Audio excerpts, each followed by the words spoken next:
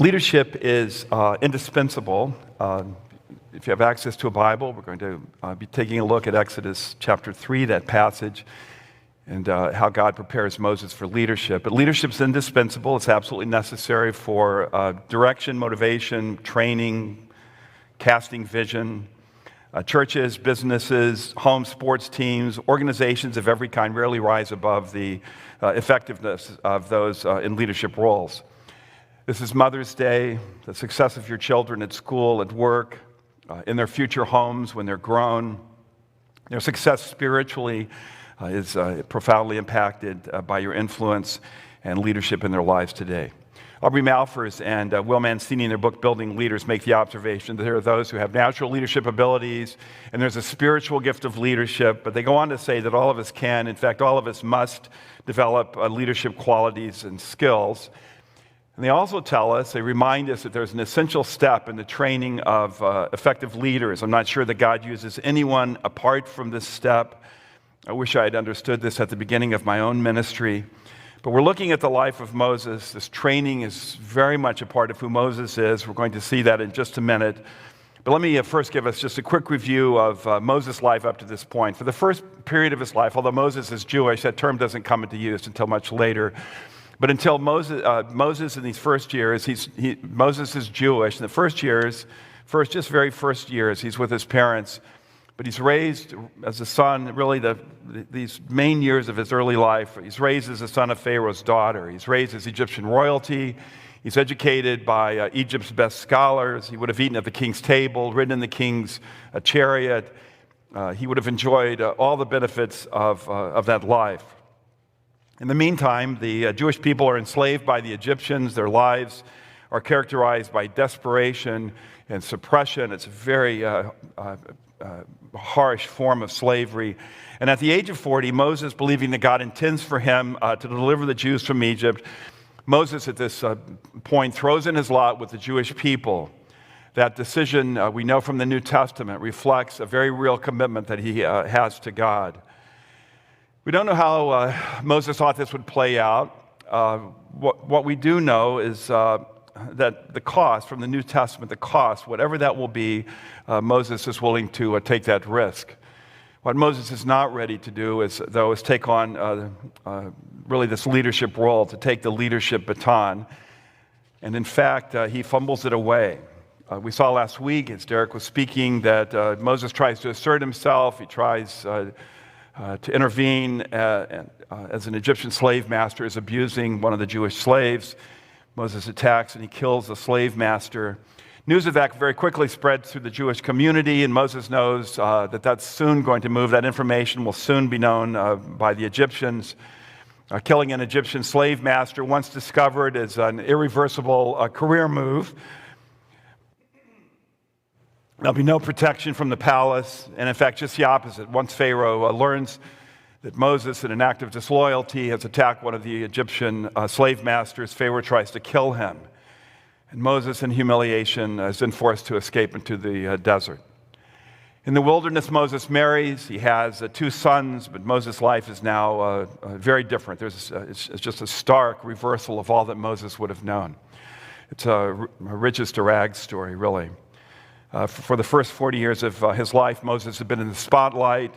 He was the equivalent of England's Prince William or Prince Harry. But in this second phase of his life, again, his life is very different. Time passes. The weeks become months. The months become years. And Moses spends the next 40 years of his life then working as a shepherd. He's working for his father-in-law. He's searching out vegetation in a severe, desolate environment. It's a time of disillusionment. It is, for Moses, the loss of the dream. And I think that's reflected in some of the language at the end of Exodus. Let's really start at the end of Exodus chapter 2. We're told in verse 21, for example, that Moses agreed to stay with the man who would become his father-in-law. But that language in the original text can convey can have a negative sense, that he resigned himself to staying with this man, again, who becomes his father-in-law. The name of his first son, Gershom, I think tells us a good bit about what Moses is experiencing. The meaning of that name is a stranger there, or it could even mean a lonely stranger. But this is going to be a 40-year period of just isolation, obscurity. It's a very difficult period of time in Moses' life. Chuck Swindoll, tongue-in-cheek, describes Moses at work when a fraternity brother from the University of Egypt shows up. And it goes something like this. The friend of Moses shows up. He's riding in a sleek sports chariot. And he gets out and he looks Moses up and down. And he notices his shaggy hair, his wild beard, his simple clothes. And he says, Moses, what are you doing? Moses responds, what do you think? I'm a shepherd. Are these your sheep? Or do you have other flocks? Or have you put together a big operation, a large operation? And Moses says, no, I'm working for my father-in-law. Moses, what's happened to you? I mean, you had so much potential. You've had so much training. How did you end up like this? The desert's a lonely place. I spent a summer while I was in seminary. Moses has a wife, he has children. It's still a lonely place. I spent a summer when I was in seminary working at a children's home, a children's ranch. It was 40 miles outside of Amarillo, 40 miles out into the desert. Many of the mornings, I would get up early and I would go hiking around that ranch.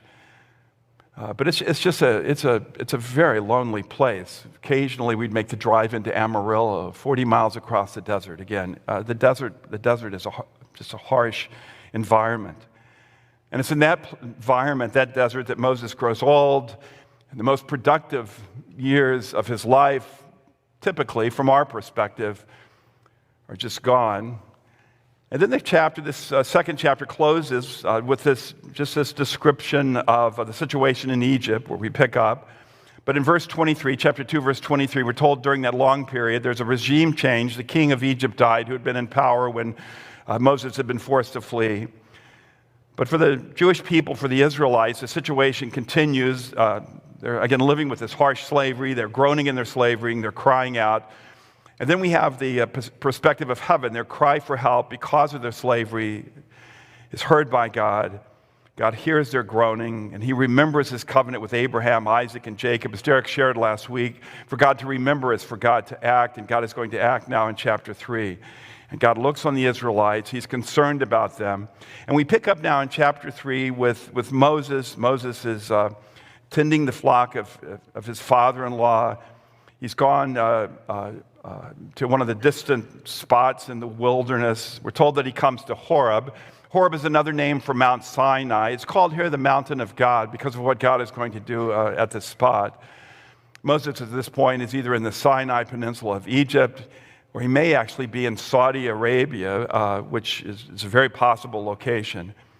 Regardless, though, it's the desert now, and God is going to meet with Moses in the desert. And one more time, Moses' life is going to be flipped upside down. His life is going to be completely different. And we have a description of the event now that is going to change and define Moses' life. And we're told that at some point on this particular day, which would have begun like 10,000 previous days, but at some point Moses sees a bush that's burning. And those desert bushes, they would burn quickly, they would burn loudly. In just a few seconds, they would be consumed. Unlike a typical bush, though, this bush continues to burn. And God is revealing himself through this bush. And Moses goes over, look at verse 3, to investigate. Why is this not burning up? Why does this bush continue to burn? And again, God's going to reveal himself to Moses through this bush. There have been a number of suggestions as to possible symbolism in this bush. Some, for example, see the bush as a picture of Israel and Egypt. The nation is on fire. It's tormented but not consumed. Maybe the bush represents that. Others see this bush as a symbol of Moses, just an ordinary man, but he's going to be consumed by the presence of God in his life. He's going to burn with the presence of God in his life. And still others see this as a reminder that God reveals himself in the ordinary things of life. I don't know if there's any, to be honest, I don't know if there's any symbolism in the bush. And if so, I'm not sure what it would mean. But I do know that Moses is going to be able to look back, and he'll know that in this actual bush, in this actual miracle, God had met with him, revealed himself to him. And in the months and very hard years that's still ahead for Moses, with all of the challenges that he's going to face, and we'll see some of that, Moses can look back and know, I know that God broke into my life. I know that God met with me. I know that God has given me this role that I'm to take on, that I'm to play. I want to note just the unusual description of the one who is communicating with Moses. In verse 2, we're told that it's the angel of the Lord who is revealing himself and speaking to Moses. And then in verse 4, though, the angel of the Lord is referred to simply as the Lord, and you can see the language. It's also called just God. And that language is being used interchangeably. In the Old Testament, there are references to angels, plural. There's references to an angel of the Lord. But we meet this in the Old Testament, this mysterious figure, the angel of the Lord. And the language for the angel of the Lord and God, that language will be interchangeable. The word angel simply means a messenger. Many believe, I believe, that what we have in the angel of the Lord is momentary, just descent by God, a manifestation of God. But it's the Son of God revealing himself. And I believe what we have here is Jesus in the Old Testament. It is Jesus in these appearances of the angel of the Lord. It's Jesus coming to earth, revealing himself prior to his birth in Bethlehem. But that's what I see in this passage. God is revealing himself in several ways. He's revealing himself visibly in the bush. He's revealing himself audibly. You can see that in verse 4 that God is calling out to Moses, Moses, Moses. And as far as we know, this is the first time God has verbally, audibly revealed himself to humanity in 400 years, first time that God has spoken like this. We also know that God is revealing himself by what he asks. If you look at verse 5, God says, don't come any closer. Take off your sandals, Moses, for the place where you're standing is holy ground. In that culture, it was considered just something that's respectful. It was the right thing to do. To take off your sandals when you went into someone's home. This language is being used here when God tells Moses to take off his sandals. It's God saying, I'm revealing myself. I'm present here in a special sense. This is my home for the moment, and I want you to take off your sandals. Again, you're right in my presence. And then God reveals himself also in verse 6 by identifying with the nation of Israel. I'm the God of your father. And Moses has believing parents that had him just for those first years of his life, Amram and Jochebed. This could be a reference to his physical father, Amram. But the language here can also be plural. In the context, I think it's referring to these three men, the God of Abraham, the God of Isaac, and the God of Jacob. Israel comes into existence through three generations, Abraham, Isaac, Jacob. Jacob then has the 12 sons. They become the 12 tribes of Israel. But I'm the God of your people. I'm the God who brought the nation of Israel into existence. I'm the only true God. But Moses knows that God is revealing himself, and we're told that he's afraid, that he's hiding his face. He has no question at all in Moses' mind that God has come to him, that God has revealed himself to him. And then beginning in that paragraph, verse 7, we have God giving Moses now his mission. And God says to Moses, I've seen the misery of my people in Egypt, and I've heard them crying out because of their slave drivers, and I'm concerned about their suffering. We worship a God of compassion, a God who knows what we're going through, a God who sees us, a God who hears us as we call out to him, a God who responds to us. And I see that language here. And God tells Moses now that he's going to act on behalf of the people. I've come down to rescue them from the hand of the Egyptians, and I'm going to bring them out of that land into a good and spacious land, a land flowing with milk and honey. It's the home of the Canaanite people, several of these different ethnic peoples related to the Canaanites. It's the land that will become the promised land. It's the land that we know as the land of Israel. And if you look at verse 10, I'm going to do that now, Moses, through you. Go, I'm going to send you to Pharaoh to bring my people, the Israelites, out of Egypt. Moses is now a different man. There's a sense of humility. As you read through this, this next verse, I sense a timidity, a reluctance to respond. Moses, 40 years before this, is anxious to assert himself as a leader. Now he's The years have taken their toll. Now he's reluctant. Moses says to God, who am I that I should go to Pharaoh and bring the Israelites out of Egypt? I can't do it. I can't do it, God. And God says, I'm going to do it. I'll be with you. Of course you can't do it. I'm going to work through you. And this will be the sign to you that it's I who have sent you. This mountain where we're meeting, when you have brought the people out of Egypt, you're going to come back here. Again, you're going to come back to Sinai. And it's at Sinai, God is going to give the people the 10 Commandments. He's actually going to give those to Moses, give to the people through Moses. But God actually speaks the 10 Commandments verbally, audibly to the nation of Israel. I'm going to give you the law. But it's on this day that God is meeting with Moses, calling Moses, changing Moses' life directly. And the world is never going to be the same as a result of what God is doing in Moses' life. First the desert, and then, again, this dramatic call on Moses' life. And I want to apply this in several different directions. Let me take this 4 different ways. First, I just want us to remember that God redeems broken people. Moses has his failed attempt at leadership, finds himself sprinting into the desert, burns off 40 years just in obscurity in the wilderness. And yet it's there that God meets with him. It's there that God gives him back his life, gives him a life with meaning and purpose. But God redeems broken people. Actually, those are the only people that he redeems. It's when we recognize our own need, our own brokenness, our own lostness, our own sin. It's there that God meets us, and in his Son, Jesus Christ, who loves us and died on the cross, and died my death on the cross, and was raised from the dead as proof that he's able to take my place and die for my sin. When I place my trust in him, when I place my trust in Jesus Christ, again, I experience this redemption. I'm given this new life. I'm given heaven. But we worship a God who redeems broken people. And I also just want to remember, as I look at Moses' life, that God often uses those who are older. God will use anyone who's open to him. Paul has a young associate by the name of Timothy, effective leader by the name of Timothy. Paul will hand his leadership baton to Timothy. But he says to Timothy, don't let anyone look down on you because you're young. Set an example for the believers in speech and conduct and love and faith and in purity. But God also works through those who've been around the track more than we might expect.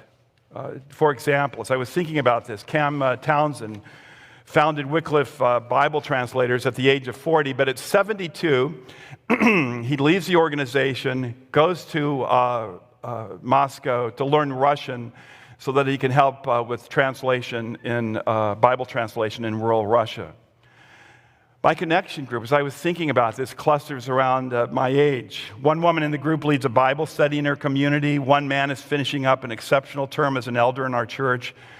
4 of the people in my group help with Awana. 3 are leaders in the Good News Club that meets at Golden Gate Elementary. 1 couple does intentional get-togethers with neighbors in order to communicate their faith with neighbors, and they actively try to do that. 1 man in our group has put together a large network of unbelieving friends, and he shares the gospel with them. And then I'm part of a prayer group on Fridays. I'm the young kid in the Friday prayer group, and I feel like that group really drives much of what happens within our church. It's just a beautiful thing to see how God is working through their lives. Moses is called off the bench. He's sent into the game at the age of 80. And if you're in your later years, I want to encourage you just to consider, how could God use me in some ministry?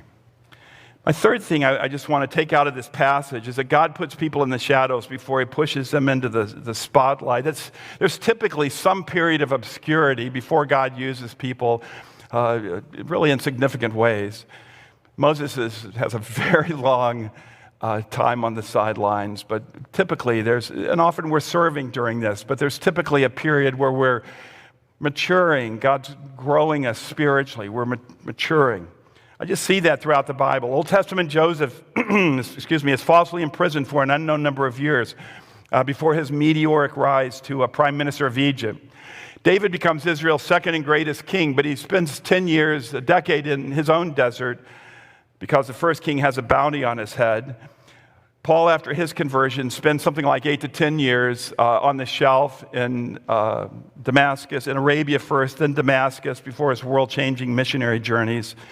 And again, Moses is going to spend 40 years of his life, spends 40 years of his life in the desert. And so we shouldn't be surprised if God's going to kind of put us off stage for a while, use that time to mature us, to grow us, prepare us for the work that he has for us. And then finally, fourth, and I really see this as the really overarching message for this passage. It's through adversity that God trains his most effective leaders. Again, those that God uses in ways that make a difference, whom God uses in ways that make a difference, don't simply step forward into the dazzling lights, the applause of the crowd, the cheers for the winner. The common road is a path of loneliness or loss or failure or disappointment. For Moses, again, it's these long, seemingly lost years in obscurity. For others, it's a lost job or lost health or a lost marriage, a lost child.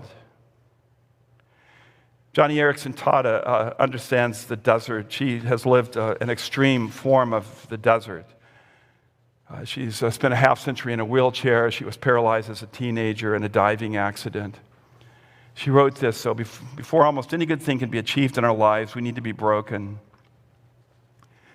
This involves losing our pride, bowing our wills, and seeing our sinful selves for who we really are. This water seeks to find the lowest level and fill it, so God seeks to fill us with the character of his Son when we're emptied, broken, and low. When you think about it, that in itself is enough to give us real hope that even our most difficult sufferings are worth it. James writes that we're to consider it pure joy when we experience trials of many different kinds, not because he's a masochist, but because he knows that it's through these trials that God shapes us, matures us, and prepares us again to do things that matter for his kingdom. It's in these very hard situations that we take hold of God, that we in ways that we otherwise never would.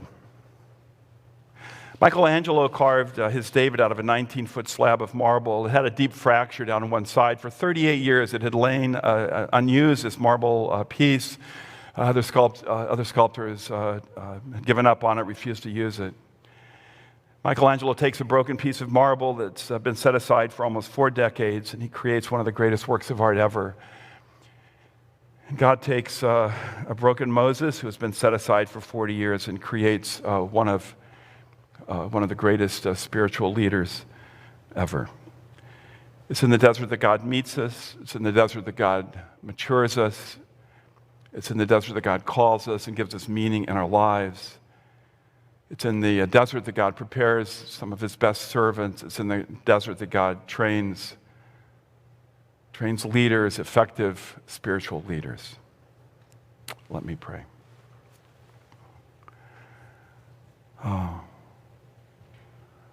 Father, I want to pray first for those who are experiencing their own desert, perhaps living with some very hard situation right now. And I thank you that it's there that you meet us. I thank you that you use those very hard things, that nothing in our lives is unused by you, that you bring all things together for good to accomplish your purpose in our lives. And so we stop and we take hold of you. We know that you love us and care about us. And we take hold of you. We take hold of the truth that you're at work. We rest in that. I'd ask that your Spirit would bring real comfort, healing. And again, we surrender to you. We commit ourselves to you. And we do this in Jesus' name. Amen.